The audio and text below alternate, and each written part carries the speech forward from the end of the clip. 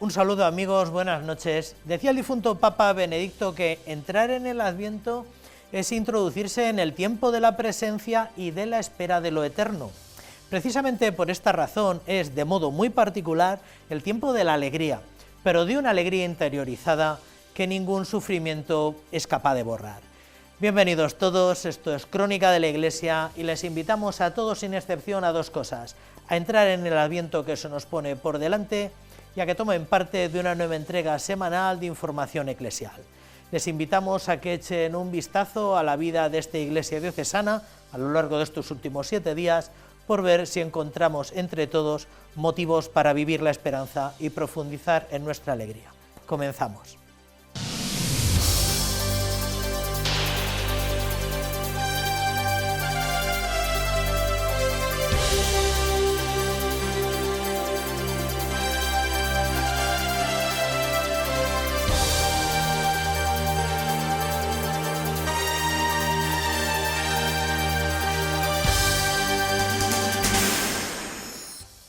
Cerrábamos la última entrega sin dar cuenta de la comparecencia del secretario portavoz del Episcopado Español, don Francisco César, ante los medios de comunicación reunidos en la calle Añastro para informar de los asuntos tratados en la Asamblea Plenaria de los Obispos reunidos la semana pasada. Probablemente lo más valioso de todo el trabajo de los obispos fue el estudio de las líneas pastorales que marcarán el trabajo de la Conferencia Episcopal durante los próximos 4 años. También aseguran haber estudiado propuestas para la aplicación de la sinodalidad en las diferentes diócesis españolas. Tras estos 4 días de trabajo, el secretario de la Conferencia Episcopal ha comparecido ante los medios para dar cuenta de los temas tratados y de los acuerdos adoptados. Un encuentro en el que también han salido otros temas de actualidad, como por ejemplo la situación del obispo de Cádiz, Monseñor Rafael Zornoza. La presunción de inocencia es una realidad para todas las personas.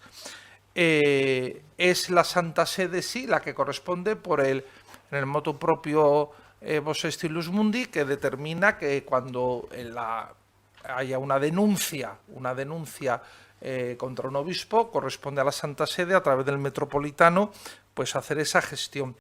Los obispos han sido informados en esta plenaria del informe anual de la Comisión Asesora del Plan de Reparación Integral a los Menores y Personas Equiparadas en Derechos, víctimas de abusos sexuales.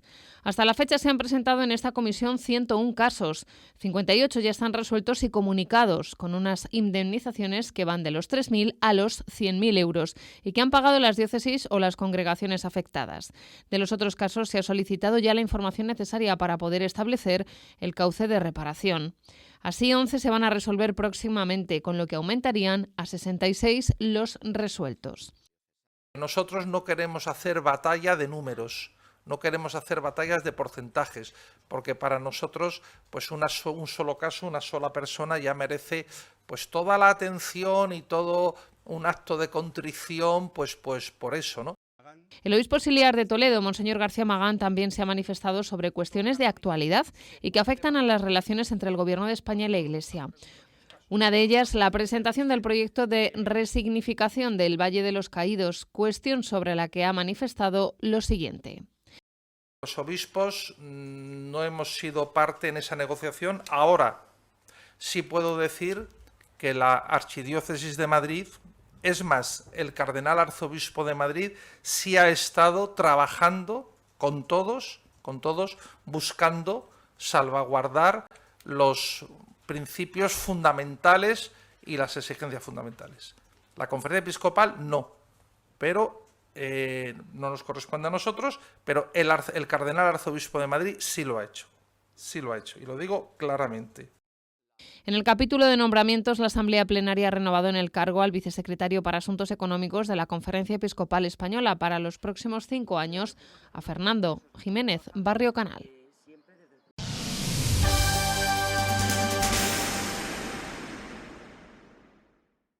Torrijos acogió el capítulo de Isabel la Católica con motivo del aniversario de la muerte de la reina castellana, cuya fecha exacta de defunción es el 26 de noviembre. Tras la comitiva capitular desde el Palacio de Pedro el Cruel se celebró misa solemne en la colegiata presidida por el señor arzobispo. Ocasión para llevar a cabo el acto de investidura de nuevos caballeros y damas, entre ellos el propio prelado, que fue nombrado caballero de honor. Don Francisco aprovechó la homilía para subrayar que tanto la reina Isabel como Teresa Enríquez merecen ser beatificadas y canonizadas.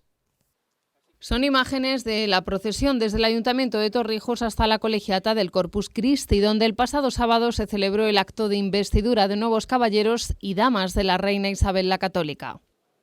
Y lo hacemos aquí, en Torrijos, donde fueron señores y servidores de la reina dos de sus más importantes y más fieles servidores. Me refiero a don Gutiérrez de Cárdenas y a su esposa, doña Teresa Enríquez, la loca del Sacramento.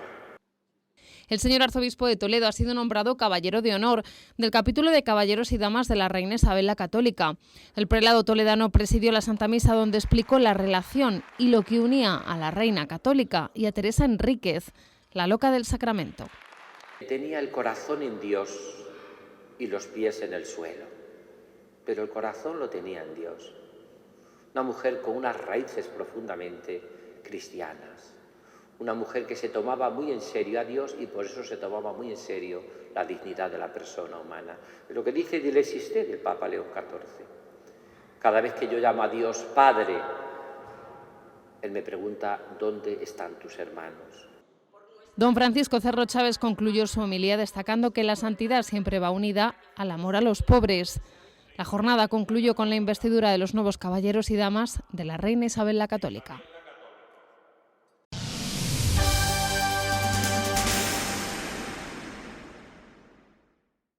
La Catedral Primada se convirtió el pasado domingo en un espacio de recogimiento, memoria y responsabilidad compartida con ocasión de la Eucaristía en sufragio por las víctimas de accidentes de tráfico, una celebración organizada por el Secretariado de Pastoral de la Carretera de la Archidiócesis de Toledo.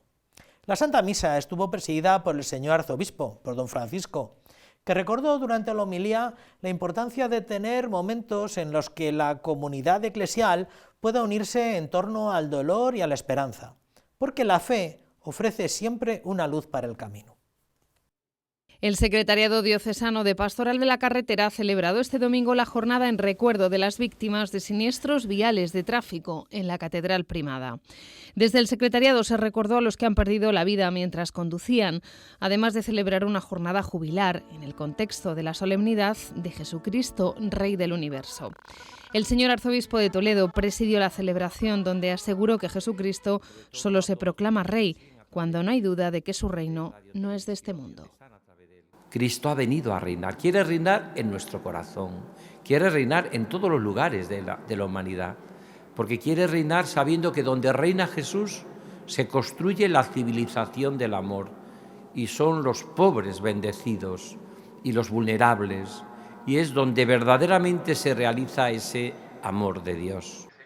A las 11 de la mañana comenzó esta jornada con la procesión desde el Seminario Mayor de Toledo, en la que participó la imagen de San Cristóbal, procedente de la parroquia de Consuegra, acompañada por los estandartes dedicados al santo patrón de los conductores. Familiares de víctimas de accidentes de tráfico asistieron a esta jornada, donde el prelado toledano expresó que solo habla del reino Jesucristo cuando tiene de fondo la cruz. Porque entonces ya no había ninguna duda de que su reino es justicia, su reino es paz, su reino es amor, como cantamos en un cántico. Jesucristo no es rey al estilo del mundo, sino al estilo de su corazón manso y humilde, que lo que quiere es reinar en todo corazón humano para que construyamos la civilización del amor. Tras la Eucaristía, la jornada continuó en el Seminario Mayor de Toledo, donde se celebró una oración conjunta en la capilla para encomendar a las víctimas de accidentes de tráfico de este último año y también a sus familias.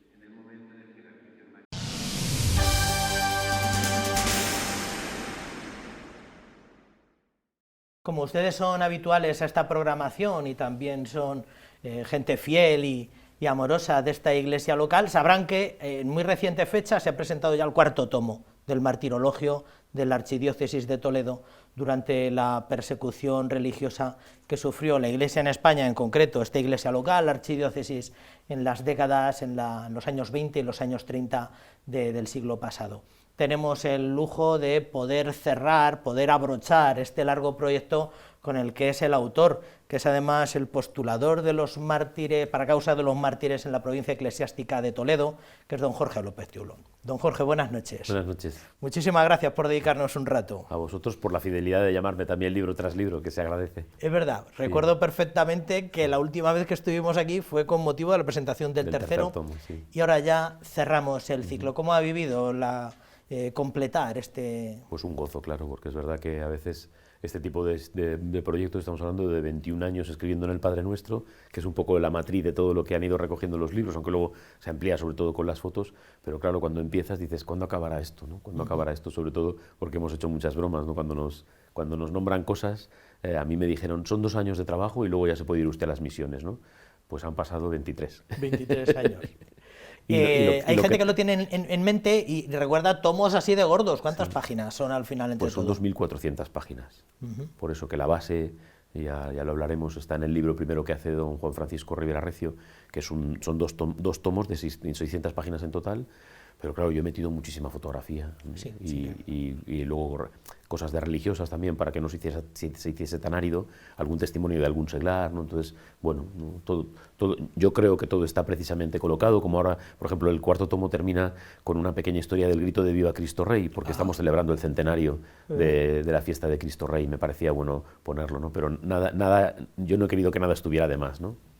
En algún momento habla bueno, que estamos a lo mejor muy familiarizados con martirologios en 1 tomo, 2 tomos acaso. ¿En algún momento pensó que iba a ser tan extenso esto? No, porque ya digo que como la base, es verdad que algunas vidas tenían muy poca documentación y algunos todavía, ahí tenemos 3 o 4 mártires que no sabemos ni qué ha pasado con ellos, ni casi su vida. Por ejemplo, el más anciano, que es Benito López de las Azas, tiene un hermano, hace las bodas de oro, Benito, en el 34, y en la noticia del castellano ya no aparece que él esté, o sea que yo creo que incluso a lo mejor estaría muerto, pero no lo sabemos, y por más que he buscado en Madrid, y porque parece que se va en algún momento a trabajar a Madrid y luego vuelve, es el más anciano, el Benito muere con 81 años, ¡Caramba! O sea que los otros es asesinado con 81 años, o sea que el otro debía andar por ahí con esa edad, pero he sido incapaz, ¿no? Entonces, pero no ves el volumen hasta que no va creciendo el trabajo, como digo, en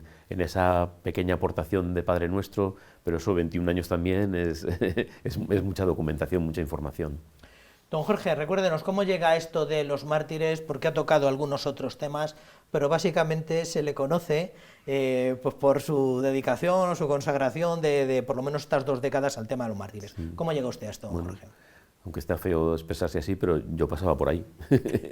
Yo me marchaba, os lo he contado en alguna ocasión, me marchaba 3 años, todavía no teníamos la misión de Moyobamba, y yo había pedido irme a Guatemala, a un sitio al que he seguido yendo, a un hogar de niños con síndrome de Down, y me iba 3 años. Don Francisco Álvarez ya se había escrito con el cardenal, que entonces había cardenal en Guatemala, ya me marchaba, y cuando quedaban 2 meses, pues don Miguel López Santana perdió un poco la cabeza y se quedaba ahí eso colgado. Estaban desde Roma como inquiriendo para cerrar martirologios, listados. Luego ahí entró como una rapidez por querer beatificar a cientos de personas y me pidieron que me quedara, sencillamente. Me pidió el obispo auxiliar, de parte de don Francisco Álvarez, que me lo pensase, y a los días me encontré con don Francisco Álvarez y me dijo, ¿ya le has dicho que sí al obispo auxiliar? Pues le dije que sí y ya está. Es verdad que yo desde niño a mi párroco en Barcelona le había matado a su padre por tener al cura en casa, se salvó el cura del pueblo y al padre le mataron. Entonces sí que desde niño lo viví en mi parroquia. Ahí hay una asociación benemeritísima, Hispania Mártir, que ha luchado por las beatificaciones, ha puesto mucho dinero, ha trabajado por las beatificaciones. Entonces yo es verdad que desde niño era un tema que conocía, ¿no? Era muy amigo de José Luis Vélez, un monje de Lillo, que siempre estaba con la beata de su pueblo, que es una de las primeras mujeres farmacéuticas, que muere siendo carmelita, muere en Madrid. Entonces sí que es verdad que luego en el seminario cerramos el proceso de los 13 mártires, viene Climent Bonafé a hablarnos del beato Ricardo Pla, o sea que es verdad que sí que nosotros crecimos con cierto. Cuando me marcho del seminario en el 95, tú todavía estabas, beatifican a Ruiz de los Paños, a José Sala, entonces es verdad que todo ese momento, pues nosotros sí que vivimos creciendo, pero ya está. Yo, por ejemplo, luego me ordeno y los primeros años, bueno, la piedad personal, pero nada más. verdad que retrata muy bien como dos momentos, en aquel momento, hace más de 2 décadas, que había como cierta prisa por cerrar catálogos, por lo menos, o por... Sí, recuerda que es un acto que hay en el Coliseo con Juan Pablo II en el año 2000, cuando se tiene ese acto del perdón en la Cuaresma, y luego este otro que se tiene en el mes de mayo, de reconocimiento de todos los mártires cristianos, ¿no? Sí. Y entonces él pide pues que se arregle un poco el tema de catálogos, que es verdad que todavía hasta el día de hoy no tenemos una cifra cerrada, ¿no? De hecho, el otro día el presidente de la Conferencia Episcopal se equivocó al decir 13 obispos, son 12, y un administrador apostólico, ¿no? Sí. Tenemos ahí siempre, ¿no? Porque, por ejemplo, los religiosos a veces vienen en las listas como sacerdotes, si lo eran, y luego en las de religiosos tenemos un poco de lío, ¿no? Entonces, el Papa pedía eso, ¿no?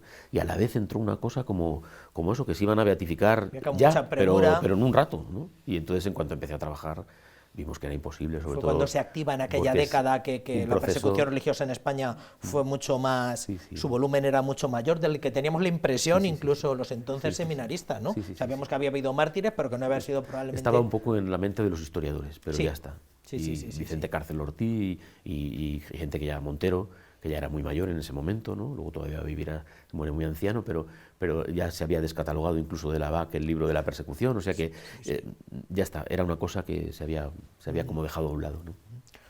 ¿Cuántos libros tiene publicados, Jorge? 38. 38 libros, efectivamente, uno en muchas editoriales, en varias editoriales, sobre todo en Edivesa, pero en varias editoriales. ¿Qué fue antes? ¿El gusto por publicar, que no deja de ser una vocación, o lo de los mártires? ¿Qué fue antes? ¿Publicar libros y lo de los mártires, o lo de los mártires le llevó a publicar libros? Pues fue con mártires, pero fue con mártires de la persecución de Hitler, que Hitler tiene el primer libro, se llama Los mártires de Hitler, que me decía don Mariano, ya sé por qué estudiabas tan poco, porque al ordenarme sacerdote enseguida apareció este primer libro, ¿no? Y Hitler tiene un documento en donde dice que después de los judíos va a acabar con los católicos y con los gitanos, ¿no? Y entonces fue una cosa en una jornada mundial de la juventud en el 89, que don Justo nos lo contaba en el seminario, es ese seminarista que se ordena dentro de un campo de concentración. Entonces era un documento que estaba en chileno, en un castellano muy americano, ¿no? Y hice una primera traducción, de ahí salió un librito, ¿no? Entonces no había internet, no había nada. Volvimos a publicar La Medveren de Sorge, que ahora se puede consultar todo en internet, pero entonces no. Intervenciones de Juan Pablo II con las primeras beatificaciones de mártires nazis, ¿no?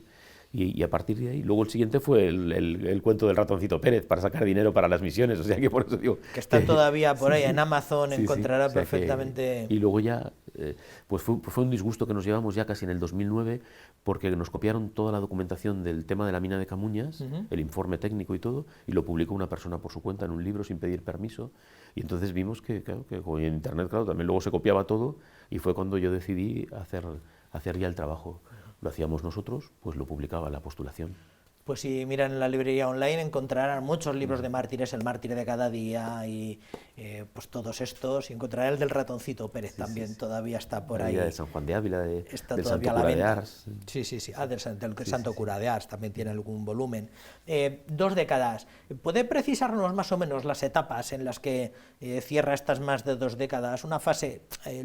¿Podía precisar si ha habido una etapa documental o cómo han sido poco más o menos estos trabajos? Pues hay que distinguir que yo soy postulador en una causa primero de 940 mártires y en el 2016 la Santa Sede pide que reduzcamos eso, que si luego va a haber más, pues más, pero que ninguna diócesis pase de 100.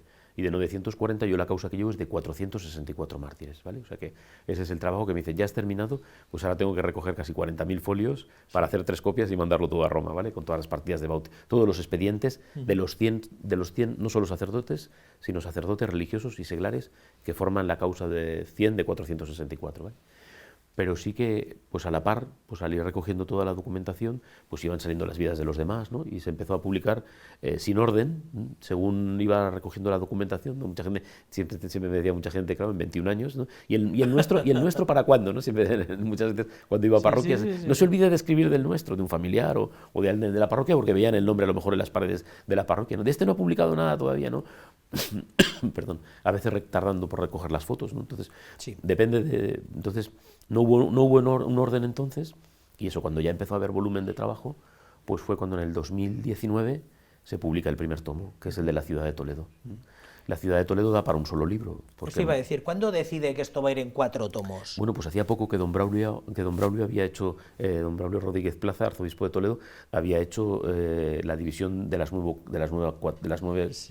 cuatro nuevas vicarías, ¿no? Que luego don Francisco ha dicho hace poco que si va a haber algún cambio, digo espere, que publique los 4 libros y luego ya hace el cambio que quiera. Publico esta distribución territorial y luego lo cambia. Porque se hizo la vicaría de la Sagra, ¿no? Entonces, esa fue la estructura, ¿no? Solo que eso, cuando recogemos el material de Toledo, pues sale un tomo de 600 páginas, ¿no? Claro. Porque matan a 108 personas, de Toledo había mucho, ¿no? Está muy documentado. Mucha fotografía. Todo lo que, sí, mucha fotografía. El tema de la catedral, luego se toca, ¿no? El tema de la custodia, por ejemplo, de los cuadros, ¿no? Lo de Santo Tomé, o sea que por eso digo que además de las vidas de los mártires, se ha ido haciendo una historia de la persecución, ¿no? De todo lo que sucede, ¿no? Y ya digo, es ese momento de don Braulio cuando digo de esta manera, ¿vale? Luego quedaban unos pueblos de la Vicaría de Toledo, que son en el segundo tomo. Entonces el segundo tomo es Vicaría de Toledo, Vicaría de Talavera de la Reina, Vicaría de la Sagra y Vicaría de la Mancha.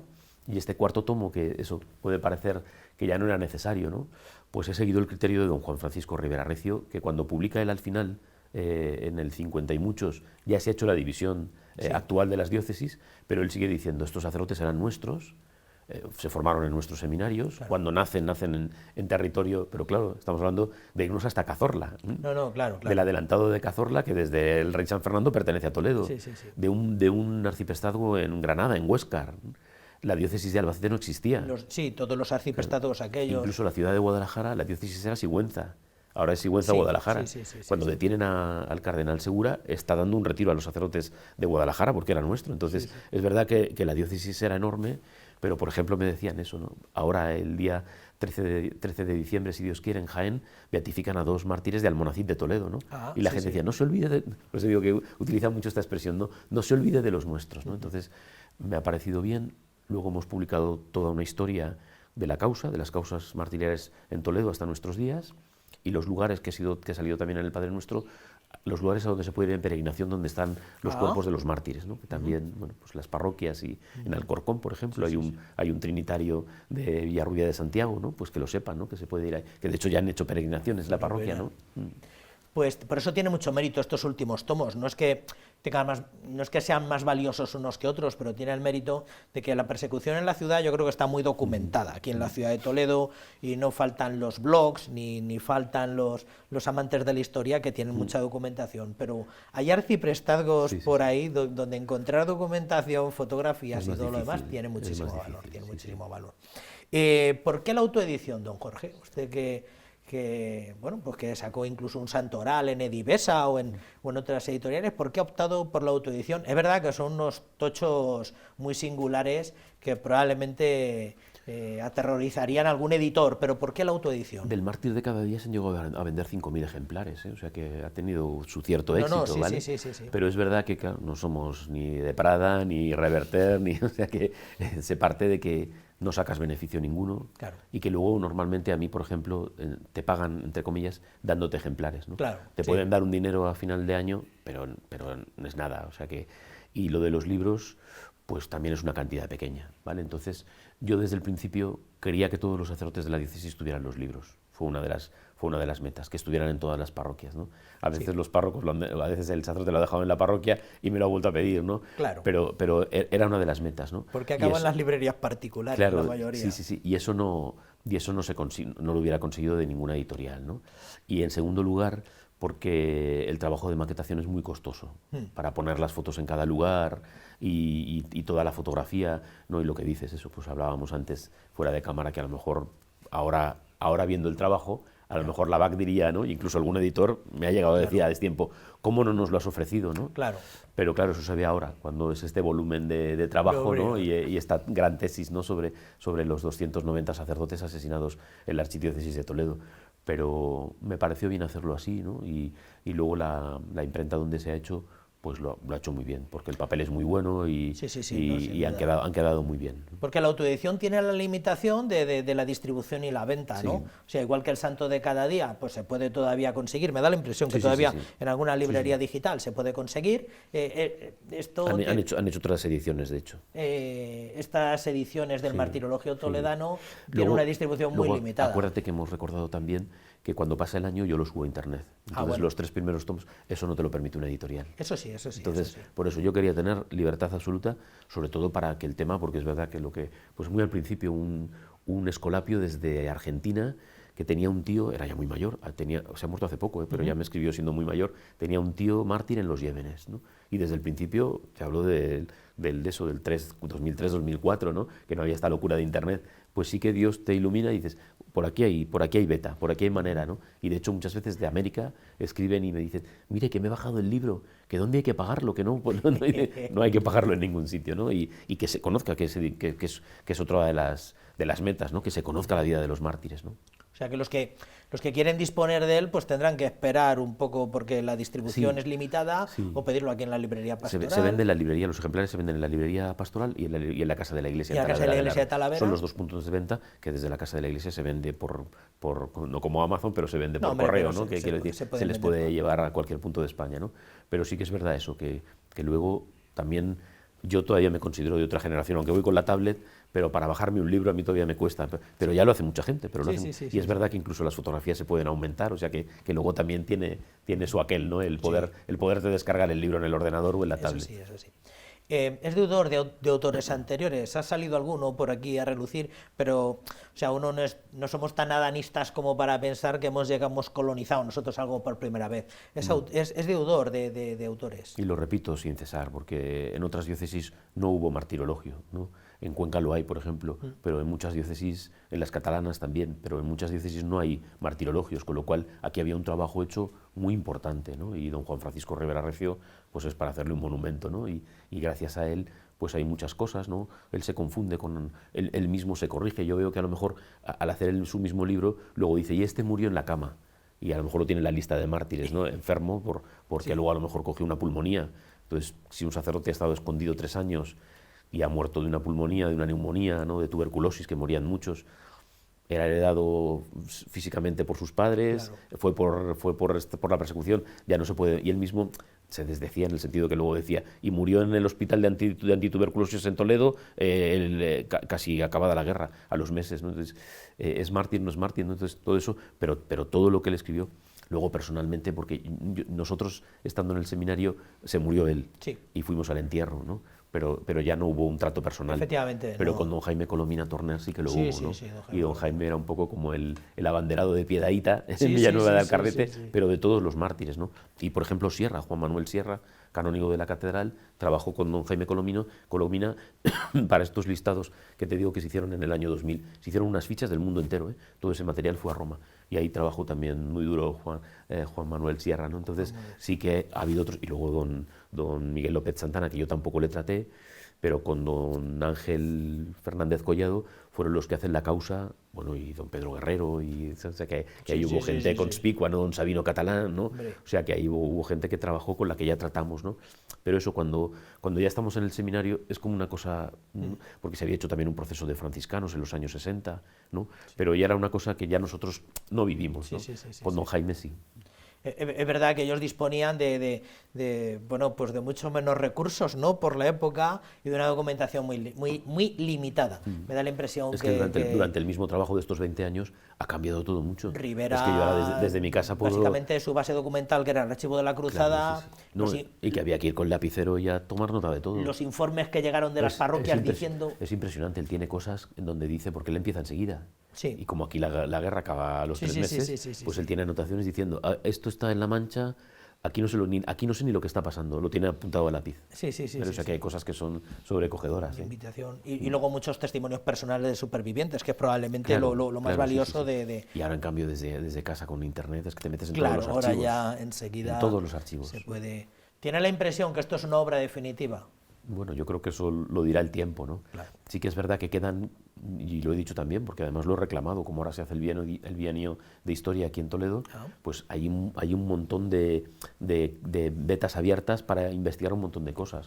Dos, por ejemplo, don Saturnino, para quien le guste, tiene montones de poesías, pero 500 o 600 páginas de poesías, o sea que alguien podría hacer un estudio, ¿no?, sobre el Beato Saturnino, sobre su vena literaria y poética. El párroco de Cebolla, Francisco Martínez, tiene un montón de documentos publicados en el castellano, cartas con el tema agrario, por ejemplo, o sea que hay para seguir por un montón de sitios, ¿vale?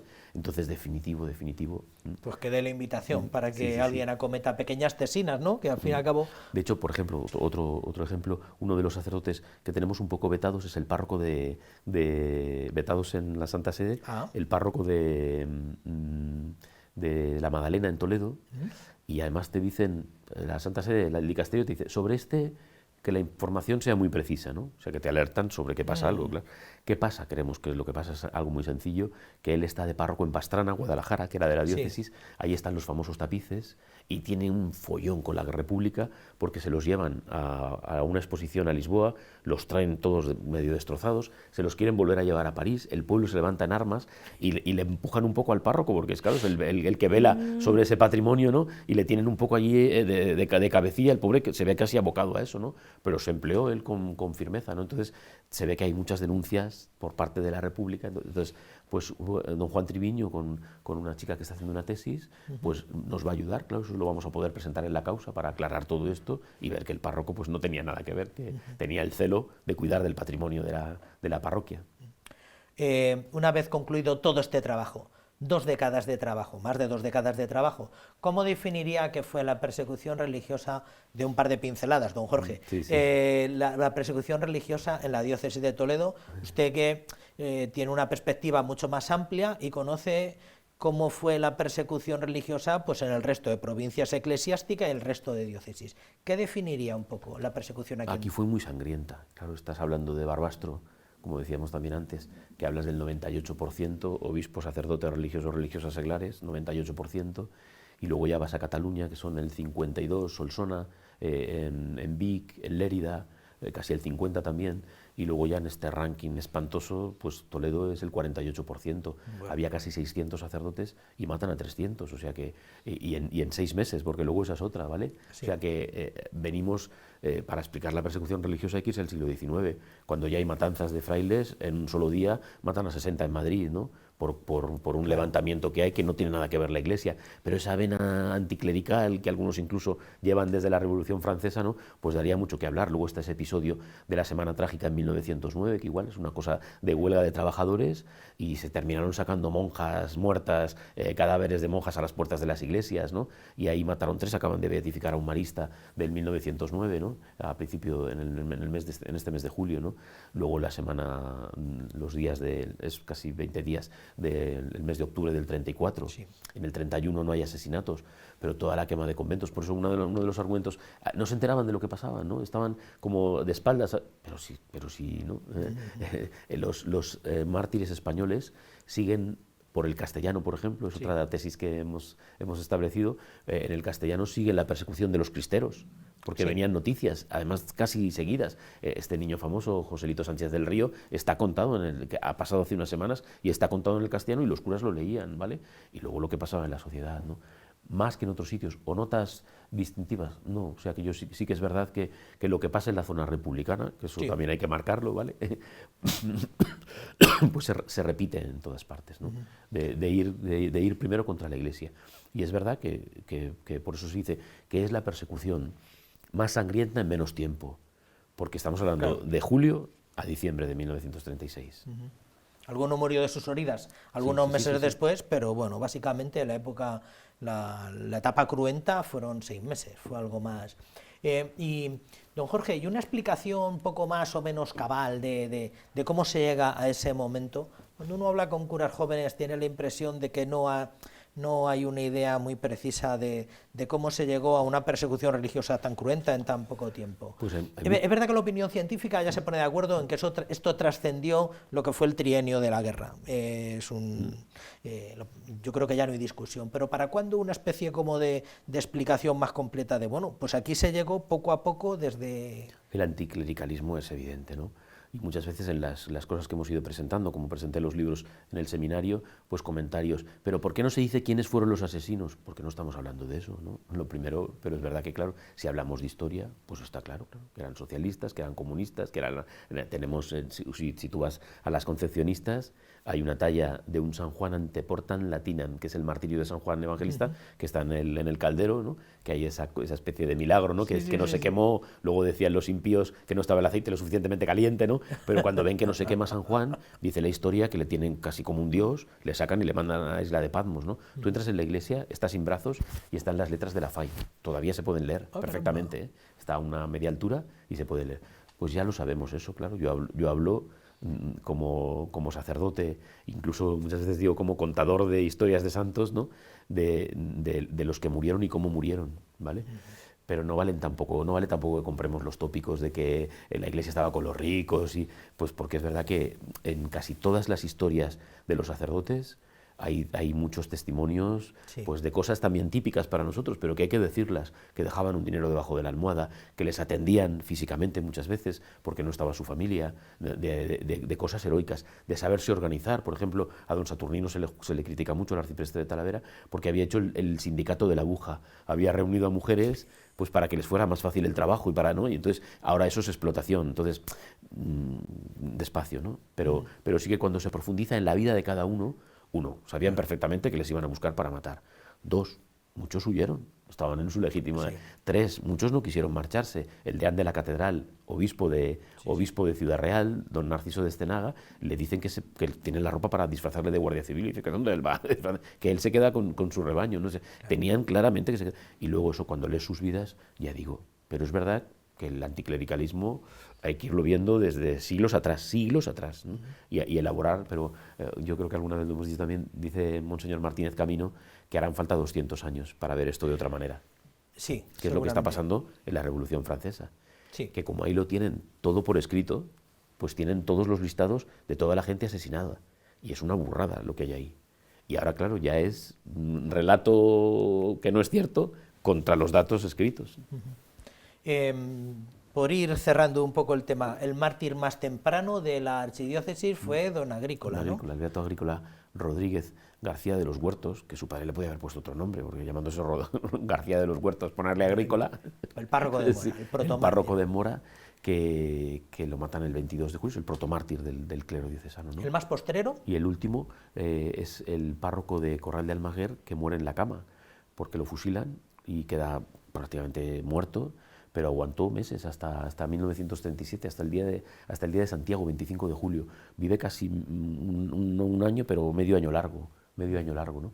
Pero no se levantó de la cama, o sea que queda claro que las heridas son por el martirio. ¿El que más le ha impresionado? Sí, muchas veces hemos hablado de ese testimonio de un joven de 16 años, que por eso digo que ahora las comparaciones son odiosas, ¿no? Sí. Pero es verdad esa reciedumbre que tenían, ¿eh? Y es un chico que le detienen, es congregante mariano, le detienen un día nada más, pues esa escena de la flagelación, ¿no? Una columna en la parroquia de Villanueva del Carrete destrozada, altares, todo vacío, ¿no? Una especie de columna que ponen en el centro, y ahí los ataban y los pegaban palizas. Pero este solo está un día, esa noche toca ir a fusilar, los fusilan con el siervo de Dios Eugenio Rubio Pradillo, que es el coadjutor de la parroquia, y se queda vivo. También se ve que le deben dar como en la espalda, luego los milicianos no eran militares, fallaban mucho, era por la noche, luego no había coches, no había camiones, entonces a lo mejor iba el que llevaba el camión, de esos camiones antiguos, con una caja daban la luz y ahí no se veía nada, ¿vale? Entonces fallaban más, y entonces se ve que le debieron dar, no se puede mover, y por eso el relato es eso, que te han pegado una paliza, todo un día de palizas, que te han fusilado, que no es una broma, ¿no? Entonces amanece el día siguiente y oye el chaval oye ruidos y pide que llévenme a mi casa, llévenme con mi madre, ¿no? Y aparece uno de los que ha estado en el pelotón de fusilamiento y le dice si blasfemas, una obsesión que tenían, el tema de blasfemar, de pisar las cruces y de si blasfemas te llevo con tu madre, ¿no? Y él dice no. Por eso yo lo paro muchas veces y digo, pues tiene la autoridad de haber sido ya martirizado, de haber sufrido el martirio, ¿no? Le podía haber dicho a Dios, ahora entre este fulano y tú me dejas que yo blasfeme. No, yo no blasfemo, ¿no? Y ahí le mata, ¿no? Le aplastaron el cráneo. Sí, por eso es una reciedumbre. Cuando hablábamos del tercer tomo te recordaba que luego su madre deja en su testamento, con lo cual no lo va a saber nadie. Ella ya está muerta, quiero decir que no es para presumir, ni deja misas para el asesino de su hijo, ¿no? O sea que por eso digo que es verdad. Pero en todos el tema de la fidelidad. De algunos pues se ha empezado a saber cosas recientemente, pero ¿de cuál de ellos se ha encontrado ya una verdadera adhesión por parte de su comunidad local? ¿De cuál ha encontrado ya como una fama de santidad notable?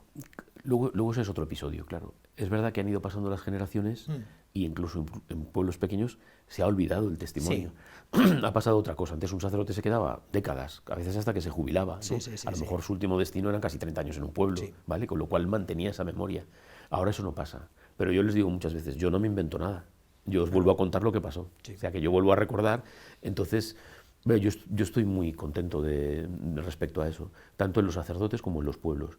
Es verdad que igual, te vuelvo a repetir, 21 años es un goteo, ¿no? De estar hablando, escribiendo, ¿no? Pero sí que yo veo que no pasa en otros lugares, ¿no? En otras diócesis, sin dar nombres, en otras ciudades grandes, pues se ha hecho la beatificación y ya, ni se habla. Porque luego los otros, y yo creo que aquí no, que aquí, gracias a Dios, incluso en los pueblos, se ha distinguido mucho, ¿no? Aparte que yo lo he dicho desde el principio, y de hecho está pasando, ¿no? De hecho he visto algunas cosas que han hecho con la memoria histórica, incluso buenas, sin meterse con la Iglesia, pero pues eso reclamando cosas que luego, pues por ser guerra y después por la represión que hubo, pues hubo muchas injusticias, pues que las cuenten, no hay ningún problema, pero que nos dejen a nosotros tranquilos. De los restos mortales, ¿en qué proporción se tienen catalogados y de cuántos no, don Jorge? Hablamos sobre todo porque si podemos recoger restos, lo seguimos haciendo. Ahora hemos entregado los restos a don Jesús en Alameda de la Sagra, ¿vale? Porque se han estado limpiando y los hemos tenido un tiempo nosotros en la postulación, pero sobre todo de los beatificados, que es a donde se puede ir, ¿no? Claro. Entonces, tenemos 106 con los sacerdotes, 26 diocesanos con los operarios y con las religiosos, ¿no? Tenemos 106, 3, no sabemos dónde están los cuerpos, que son concepcionistas las 3, y una del Toboso y 2 de Escalona, que las matan en Madrid y los cuerpos no aparecieron, ¿vale? Y algunos están en fosas comunes, como puede ser Maqueda, Francisco Maqueda, el subdiácono, que está en una fosa común en Villacañas, ¿no? Pero las tenemos localizadas, ¿no? Entonces se sabe dónde están, no se han exhumado porque hay otros cuerpos y a veces es muy difícil volverlos a recuperar, ¿no? Pero están los sitios un poco para favorecer, es lo último que hemos estado publicando en el Padre Nuestro, para favorecer las visitas por parte individualmente, particularmente, y por parte de la parroquia, ¿no? Que se puede hacer una peregrinación, ¿no? Al mismo lugar, ¿no? Donde están los restos, ¿no? Porque nació en un pueblo y están en otro pueblo, en la parroquia donde estaba, ¿no? Por ejemplo, en la Puebla de Montalbán, que nació el Beato Domingo Sánchez Lázaro, y está en la parroquia de Puente, que lo sepan, ¿no? Que se puedan venerar, que es de lo que se trata, claro, porque luego muchas veces eso, luego con el tema de la necrofilia, ¿no? Nosotros no tenemos nada que ver con eso, ¿no? Es la veneración de los restos, ¿no? Claro, ahora mucha gente ya que se incinera, pues no sé qué pasará en las causas de los santos, ¿no? En Roma, ¿no? Pero hasta ahora pues tenemos los restos, pues lo que ha hecho la Iglesia desde el tiempo de las catacumbas, recoger cuerpos, tenerlos para la veneración y recordar su historia y su vida y su martirio. ¿Cómo va la causa de la provincia eclesiástica? Llevamos ya más de media hora, vamos a ir cerrando, vamos a ir abrochando esto. Sí. ¿Cómo va la causa de la provincia eclesiástica? Pues lo he comparado siempre con un elefante al que hemos ido empujando por detrás, ¿no? y que no quería moverse. Pero ahora va bien, porque ya cerramos, todavía en el pontificado de don Braulio, cerramos el grupo de 52 franciscanos, que casi todos son de Toledo. Después, con la pandemia, enseguida, y después los 100 de Ciudad Real. Cuando acaba la pandemia cerramos el grupo de Cuenca y el 26 de julio hemos cerrado el grupo de Sigüenza, Guadalajara, que está el obispo al frente, es el primer obispo que matan, Eustaquio Nieto Martín, que cuando hacíamos las estampas la gente decía, ¿quién es este Eustaquio? ¿Quién es este? Pues el primer obispo que matan, que es el que preside todo el grupo. De 466 ya hemos mandado más de la mitad, ¿no? Queda Albacete, que ha habido algunas dificultades con el trabajo, un grupito de Ávila, que son 24, y el grupo nuestro de 100, que ya pues lo estamos ya, porque ya de Roma nos han dicho que si nos adelantamos, porque la cosa es que como es la causa toletana, ¿vale? Pues nosotros, por decirlo así, el señor arzobispo es el que pone los últimos sellos, ¿no? Y el que hace, por ejemplo, los nombramientos para el postulador, para que siga la fase romana, ¿no? Pero bueno, pues es verdad que dices, desde el año 2002 que me nombran postulador, ¿y qué ha estado usted haciendo? Pues trabajando sin parar, ¿eh? Pero es verdad que ahora me dicen, ya con los 4 tomos, pues ahora hay que recoger casi lo que te digo, Ciudad Real, que eran 100, mandaron 35.000 folios. Partidas de bautismo, partidas de todo. Bueno. Cada expediente, ¿no? Eso lo decía don Antonio Cañizares, cuando hablábamos de 940, él decía siempre, un expediente, otro expediente, que son 940 expedientes, ahora 464 expedientes, ¿no? Con lo que eso supone. Tenemos motivos para esperar sentados. Que hay que hacer el modo. Trabajo. Bueno, mira, por ejemplo, solo esto, las concepcionistas de Escalón eran 2 nada más. Llevaban otras 14 por Madrid. Yo le dije, llévate estas 2 al capuchino que lo llevaba, porque yo veía que se dimensionaba el trabajo. Pues en 12 años se hizo la beatificación. Pero claro, eso, hablas de 464, claro. Pues se multiplica todo, ¿no? Unos 20 años. Yo muchas veces he soñado, ¿no? Soñaba que el Papa Francisco me llamaba y me decía que mañana ya los beatificamos a todos, ¿no? Pero luego me despertaba y era un sueño, ¿no? Pero es verdad que no olvidemos que en el 36, en el 2030, claro, dices, fío lo largo, pero en el 2036 se cumplen 100 años, ¿no? Pues podría ser a lo mejor un buen momento para dar un empujón, ¿no? Porque es verdad que en Roma dicen, ya que se acabe esto, ¿no? No se va a acabar, que tenemos muchos testigos, es verdad que ya pasarán a causas históricas, porque ya no habrá testigos. Los tenéis aburridos de papeles, allí, ¿o qué? Pero es verdad que eso es otra cosa que se ve mucho, te vuelvo a repetir por tercera vez, que la gente dice, mi párroco. Sí. Porque hay el seglar, este seglar de la Acción Católica. Y eso es bonito también, porque hay un sentido de identificación con él, ¿no? Muchísimas gracias, don Jorge, por todo este trabajo, más de 2 décadas de trabajo, por todos los esfuerzos y la pasión que le pone, y le emplazamos a la próxima vez que traiga algo recién salido del horno a que lo presente aquí. Muchas gracias.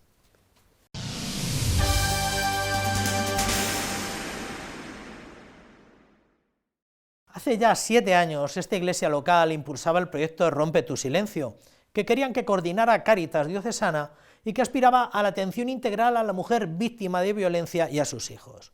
Con motivo de la celebración del Día Internacional de la Eliminación de la Violencia contra la Mujer, las responsables del proyecto han hecho balance de la acción durante este año 2025, en el que han impulsado sobre todo el acompañamiento psicológico.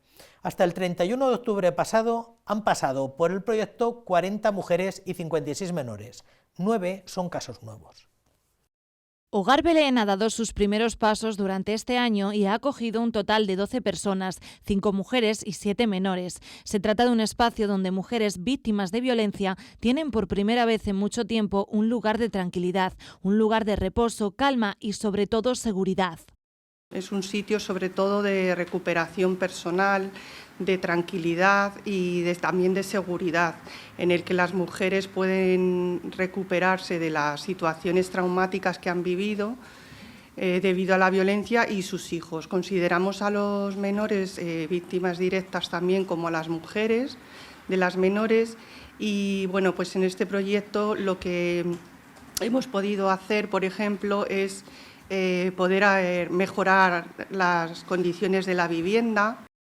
El equipo de Hogar Belén ha incorporado 2 educadoras con las que los niños trabajan y también realizan actividades de ocio y tiempo libre para no cubrir solamente las necesidades básicas, sino ir un paso más allá en el desarrollo normal de estos menores. Y no solo con los niños. Una de las novedades de Rompe tu silencio durante este año es el acompañamiento psicológico a mujeres.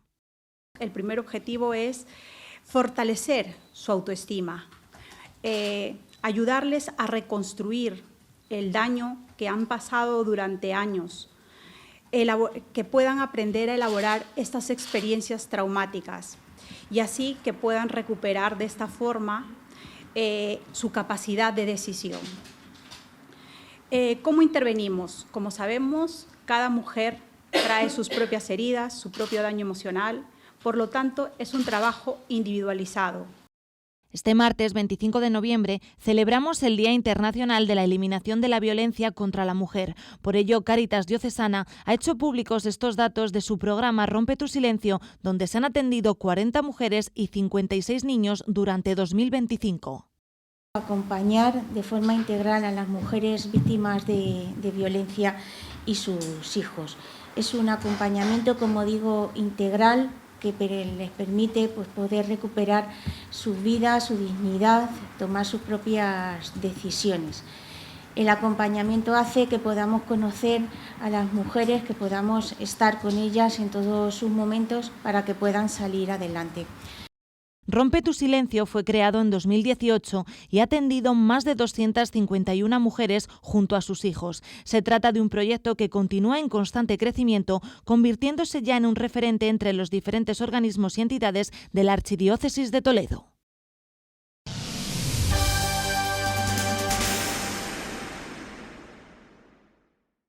Miren, si algún mérito tiene el programa de atención a la mujer, es que es capaz de atender las necesidades más elementales tan solo con una trabajadora social y una psicóloga en 2 sedes, en Toledo y en Talavera de la Reina. Desde el año 2018 se han atendido más de 250 mujeres junto a sus hijos. El proyecto continúa hoy en constante crecimiento. Se ha convertido en un referente entre los diferentes organismos diocesanos y además forma parte del grupo de Mujer, Violencias, Prostitución y Trata de Cáritas Española, que es donde se trabajan las estrategias conjuntas. Julia tiene un niño de 2 años y lleva en el programa Rompe tu silencio alrededor de 8 meses. Llegó a Cáritas porque un familiar le habló de la labor que desempeñan. Pues llegó porque mi padre ya había estado en el proyecto, le dio cáncer y pues yo soy víctima de violencia de género y pues ya conocí a una persona de aquí, pues así ingresé y pues me han ayudado muchísimo. La atención que realizan desde este programa es integral tanto para ella como para su hijo. Siempre están pendientes de ellos constantemente, su colegio, la comida, algo que le haga falta, siempre están muy pendientes, la verdad. Julia es una mujer víctima de violencia que ha necesitado ayuda psicológica para superar su experiencia traumática y poder rehacer su vida. La psicóloga es maravillosa, ella nos da semanalmente y pues es un trato súper bien y gracias a ella yo he podido avanzar, ya que como era de violencia de género, pues fue difícil para mí. La propia psicóloga del programa reconoce que cada caso se aborda de manera distinta. El objetivo principal es devolver la autoestima a las víctimas. La mujer de Rompe tu silencio, que ha venido a este proyecto, a esta casa, se siente segura. Este es un espacio para ellas, es su primer espacio donde se han sentido escuchadas, apoyadas y con un futuro esperanzador. Julia sí fue capaz de detectar que era víctima de violencia, pero en algunos casos ese proceso tarda bastante en asimilarse. Llevamos 1 año y seguimos en ello. O sea, que es un trabajo a largo plazo. No se siente víctima de violencia. Lo minimiza el problema, buscando motivos de los cuales ella concluye aparentemente mecanismos de defensa que se protege para no ver la realidad del problema. Entonces, es un trabajo comprometido, con mucha paciencia y respetando el tiempo de cada una. Dentro del programa Rompe tu silencio está Hogar Belén. Se trata de una vivienda donde las mujeres se encuentran un lugar seguro y de tranquilidad donde poder recuperarse. Una vez consiguen coger las riendas de su vida y mantener su propia vivienda, Cáritas no les deja solas. Aunque salgan porque tienen ingresos y han encontrado un empleo, pues a lo mejor están formándose o bueno, como decían, ¿no? Pues hay recaídas y hay que seguir retomando cosas y seguir acompañándose. A ellas siempre pues tienen como nuestra referencia, ¿no? Es sano también para ellas el que llegue un momento en el que tienen que empezar a andar solas, pero también somos su referencia para cualquier momento de dificultad que se vuelve a presentar en la vida. Desde Cáritas Diocesana de Toledo piden financiación para poder dar continuidad a programas como estos que ayudan a mujeres en situación de vulnerabilidad y a sus hijos menores.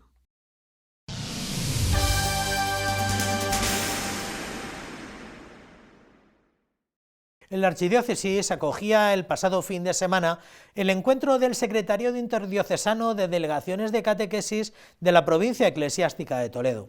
Participaron los responsables diocesanos y otros colaboradores de las distintas delegaciones de catequesis que tuvieron oportunidad para tener algunos momentos de reflexión y estudio sobre las acciones que ya se están realizando para impulsar la transmisión de la fe en las diferentes parroquias de las 5 iglesias locales.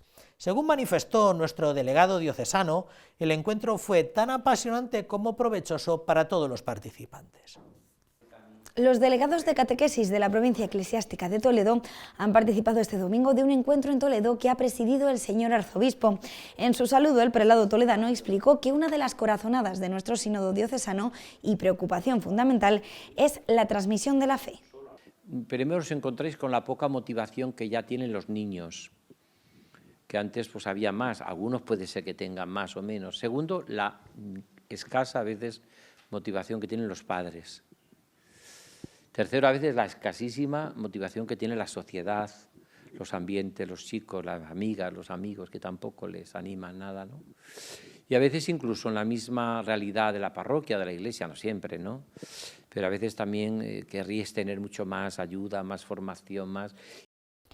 Este sábado 29 de noviembre, la parroquia de Santa Teresa de Toledo acoge el 4º Congreso Diocesano de Catequistas sobre la vida espiritual del catequista, que contará con la intervención del sacerdote diocesano don Valentín Aparicio.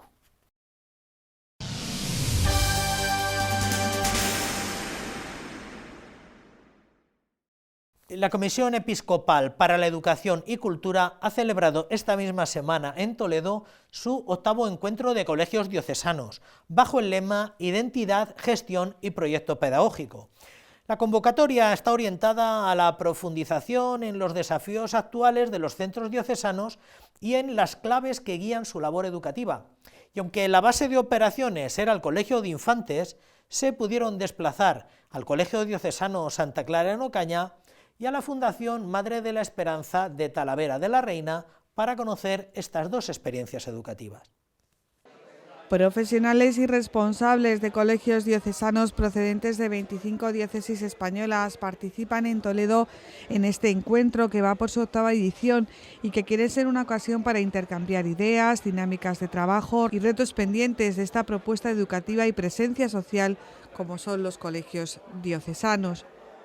Tenemos colegios muy grandes, otros más pequeños, pero una misión fundamental que es la que compartimos todos, que es la de educar, acompañar en esa formación humana y cristiana de los chavales. Pues os agradezco el participar en estos días y espero que nos sirva a todos para conocer un poco mejor esta ciudad, que os sintáis acogidos y queridos. Seguramente que sí que vais a disfrutar, y agradezco también pues la preparación que es la Conferencia Episcopal han hecho y nos han positado estar aquí con nosotros. El Colegio Nuestra Señora de los Infantes acogía la inauguración de este encuentro en el que participaba don Francisco Cerro Chávez, quien destacaba ante los presentes la labor tan importante como urgente como es la educación de los más pequeños, el verdadero tesoro de la Iglesia, y también reconocía cómo los docentes, junto con las familias y todos los profesionales vinculados a los colegios, son imprescindibles para hacer una verdadera evangelización. También don Francisco recordaba cómo en la Iglesia todos participamos de su acción, cada uno desde su realidad. Nuestra experiencia es coral, es sinfónica, es una experiencia, por una parte, que tenemos que lograr esa pluralidad, pero esa unidad y esa comunión. Y yo creo que para eso son todos estos encuentros, ¿no? Sabiendo que las grandes líneas de fuerza son las que todos tenemos y que tenemos que tratar de ir, como estamos haciendo, dando respuestas a los retos que tenemos hoy. Además de las ponencias y trabajos en grupo, la agenda del encuentro propone la visita a algunos colegios diocesanos como el de Santa Clara en Ocaña y la Fundación Madre de la Esperanza en Talavera de la Reina. Se trata de conocer in situ las experiencias particulares de cada centro para después ponerlas en común, compartiendo lo esencial, pero valorando lo que identifica a cada diócesis. Tenemos en común lo esencial y después tenemos esta riqueza singular que, además de tener en común lo esencial, también tenemos ejemplificaciones vivas, experiencias concretas, realidades manifiestas y vividas en las cuales aprender. Monseñor Alfonso Carrasco, como presidente de la Comisión Episcopal para la Educación y Cultura, destacó además en su intervención cómo la educación es una parte fundamental de la vida y la actividad de la Iglesia en España.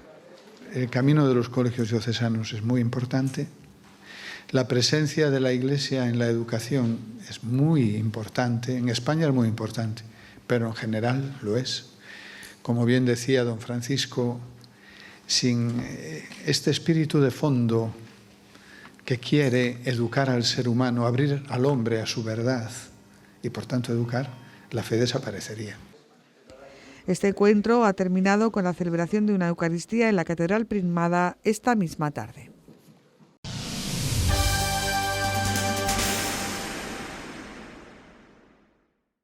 En el contexto de los preparativos que se están llevando a cabo para el 8º centenario, el Teatro de Rojas fue el escenario elegido para estrenar el documental Catedral Primada, 8 siglos de fe y esplendor. Elaborado por la productora extremeña Canovisión, guionizado por el sacerdote y escritor Jesús Sánchez Adalid y conducido por el sacerdote e influencer mexicano Heriberto García Arias. Una producción audiovisual que conmemora los 800 años de historia, de arte y de espiritualidad del principal templo de la archidiócesis y de una de las joyas patrimoniales más relevantes de España. El Teatro de Rojas acogió el estreno de Catedral Primada, 8 siglos de fe y esplendor, una producción realizada con motivo del 800 aniversario de la primera piedra de la actual Catedral Gótica de Toledo. Y lo hacía en un día especial para la ciudad y en las vísperas de un año, el 2026, que será muy especial también para Toledo. Hace justo ahora 39 años, Toledo vivía un día muy especial, porque Toledo hoy era reconocido como Ciudad Patrimonio de la Humanidad por la UNESCO, el 26 de noviembre del año 1989. Por eso, el año que viene cumpliremos 40 años, justo con el 800 aniversario de la Catedral y con el 450 aniversario de este Teatro de Rojas. El equipo técnico, junto al director y el guionista, asistieron a la premier de este documental en el que se han querido utilizar los mejores medios técnicos para conseguir llegar al hombre del siglo XXI. Hay que hacer algo diferente, que sea atractivo, que toque el corazón. Eso es fundamental, que lo hagas tuyo, pero además de eso que lo compartas. La imagen, el vídeo y la narrativa digital se han convertido en instrumentos providenciales para llevar el mensaje de la Iglesia a un mundo que mira y escucha de formas nuevas. Este documental se une a los muchos proyectos que ha puesto en marcha de cara a este 8º centenario, en el que se quiere profundizar en el conocimiento artístico y patrimonial del templo primado, que no se puede desgajar del lugar de fe y oración. Un legado que ha permanecido durante 8 siglos y que tiene a la Iglesia y al Cabildo como principales actores. Ese legado es para nosotros responsabilidad para actuar en el aquí y en el ahora de nuestra historia, del presente, con la mirada en el pasado y con esperanza abierta al futuro. El señor arzobispo de Toledo cerró el acto animando a todo el mundo a ver este documental, que tiene que ser una puerta abierta a la fe y a la esperanza para el hombre de hoy. Me emociona pensar que muchos podrán descubrir que esta catedral no es un museo, ni puede ser un museo, ni queremos que sea un museo, sino un hogar espiritual, un espacio donde Cristo se hace presente, donde la Eucaristía renueva la vida, donde se experimenta la misericordia y donde Nuestra Señora del Sagrario escucha cada día las súplicas de sus hijos.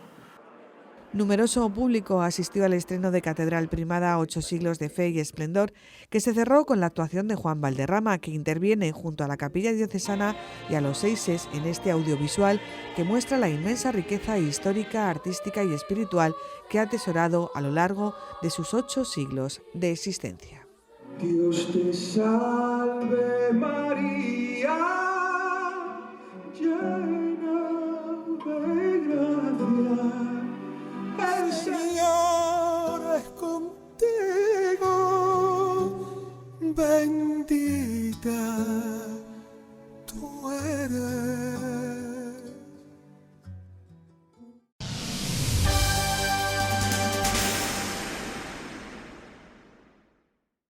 El Consejo Presbiteral, como su nombre indica, está integrado por un grupo de sacerdotes, 12 son miembros natos, 8 son de libre elección del arzobispo y los 25 restantes han sido cada uno elegidos por su arciprestazgo. Todos ellos, en representación del presbiterio, tienen como tarea reunirse un par de veces al año para abordar temas relevantes que incidan en la vida y en la actividad del clero y para ofrecer su consejo al arzobispo sobre cómo actuar sobre ellos. Esta semana han tenido su encuentro para el inicio de curso y para el comienzo de los trabajos sinodales. La Casa Diocesana de Ejercicios El Buen Pastor acogía esta mañana la reunión del Consejo Presbiteral. Tras la oración inicial y el rezo de la hora intermedia, el primer punto ha sido la presentación de los materiales del Sínodo Diocesano. Nos pareció que era oportuno que también hoy, ¿no?, ya que era una reunión de presbiterio, pues hacer esa presentación y que vayamos caminando.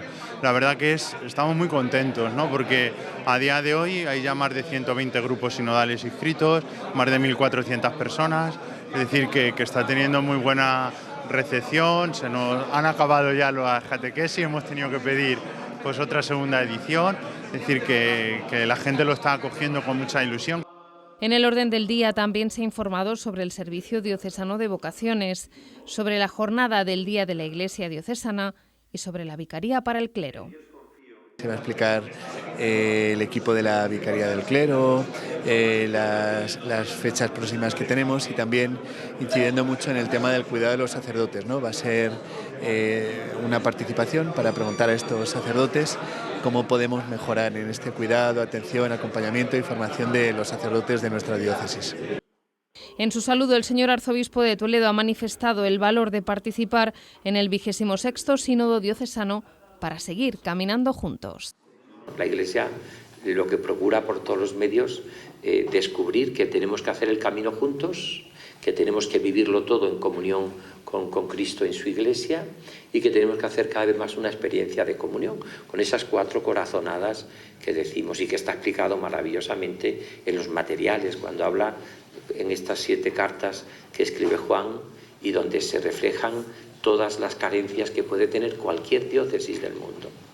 En el encuentro también se ha dialogado sobre la función del Consejo Presbiteral como un instrumento de comunión.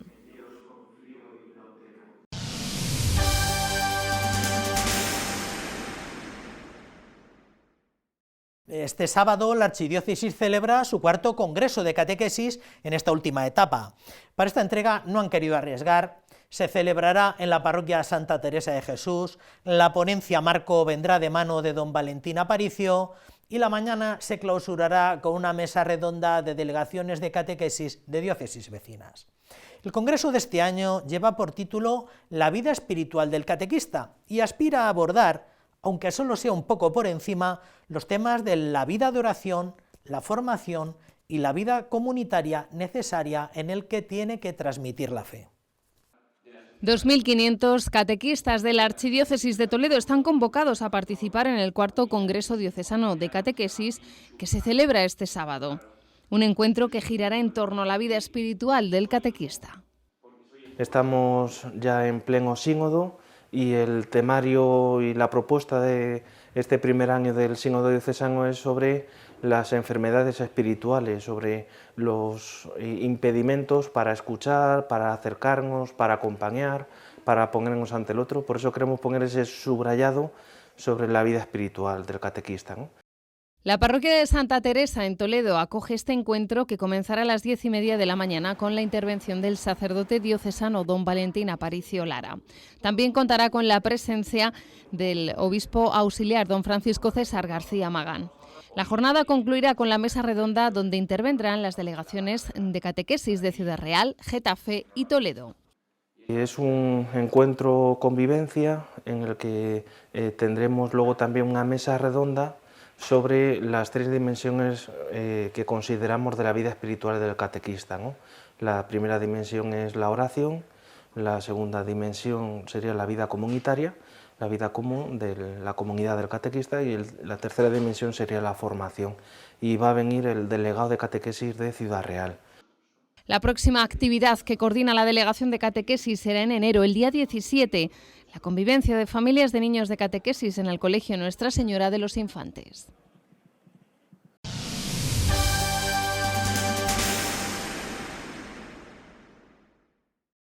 Y este sábado también la Delegación Diocesana de Familia y Vida organiza la primera jornada Provida, en la que participarán las entidades que, aunque a diferentes niveles, trabajan de manera conjunta en la defensa de la vida.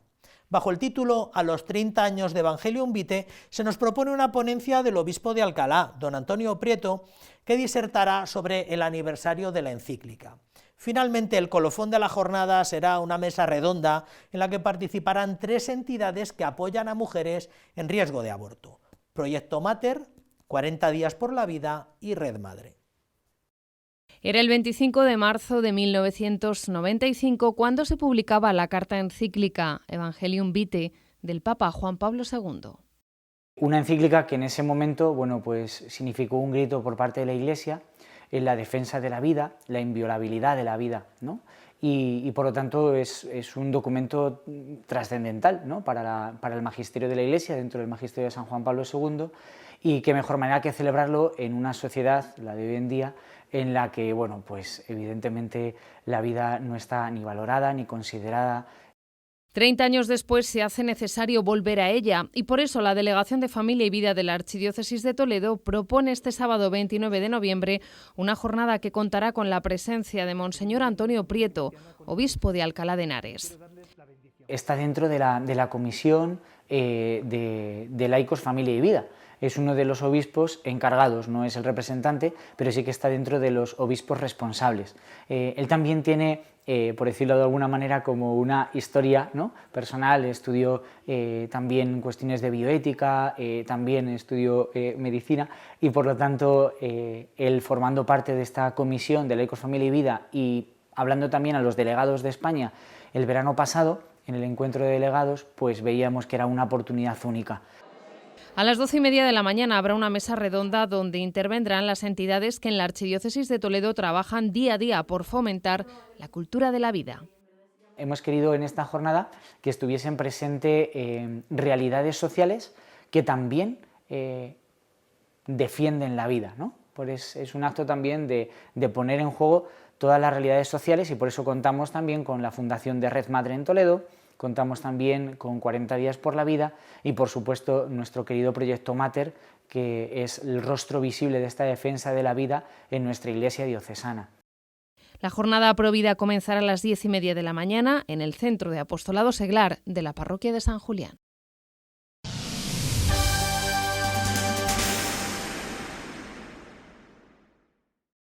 Y no queríamos acabar sin mencionar 2 noticias que, aunque breves, no son por ello menos importantes. Por una parte, la Fundación Primatialis Sedes Toletana y la Compañía de Seguros UMAS han alcanzado un acuerdo para ejercer como entidad aseguradora del 8º centenario del Templo Primado. Por otra parte, además, en el goteo de nombramientos, el sacerdote diocesano don Salvador Aguilera ha sido nombrado delegado adjunto de la Comisión Diocesana para el Rito Mozárabe, una tarea que incorpora a la cascada de responsabilidades y reconocimientos eclesiales. La Fundación Primatialis Sedes Toletana y UMAS Seguros han alcanzado un acuerdo para ejercer como entidad aseguradora oficial del 8º centenario de la Catedral Primada de Toledo. Con este acuerdo, la Mutua refuerza su compromiso con la protección del patrimonio cultural y religioso, así como con la seguridad de las personas e instituciones que forman parte de la vida de la Iglesia. Además de su papel como aseguradora oficial, UMAS realizará una aportación económica destinada a respaldar el desarrollo de las actividades culturales, educativas y formativas impulsadas por la Fundación Primatialis Sedes Toletana. El consejero delegado de UMAS, Anastasio Gómez, ha subrayado la importancia estratégica del acuerdo para la Mutua, una participación que refleja la vocación de proteger lo que verdaderamente importa, las personas, las instituciones y el legado cultural y espiritual que nos une. El sacerdote diocesano don Salvador Aguilera López ha sido nombrado delegado adjunto de la Delegación Diocesana para el Rito Hispano-Mozárabe. Para este nombramiento se ha tenido en consideración el profundo conocimiento del rito y los servicios ya prestados a la liturgia hispano-mozárabe del presbítero diocesano, el cual seguirá residiendo en la Santa Sede. Este organismo diocesano, bajo las directrices del arzobispo de Toledo, que es a la vez el superior responsable de este venerable rito, se ocupa de mejorar las celebraciones litúrgicas, así como a fomentar la profundización de la espiritualidad mozárabe.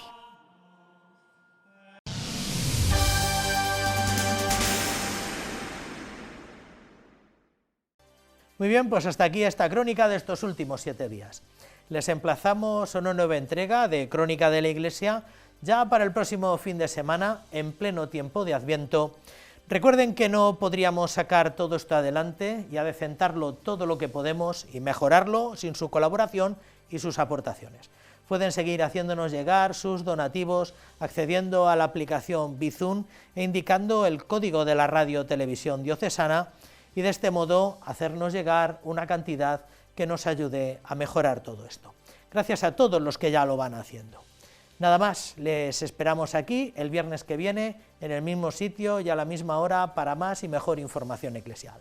Hasta entonces, que tengan una buena semana y que sean felices.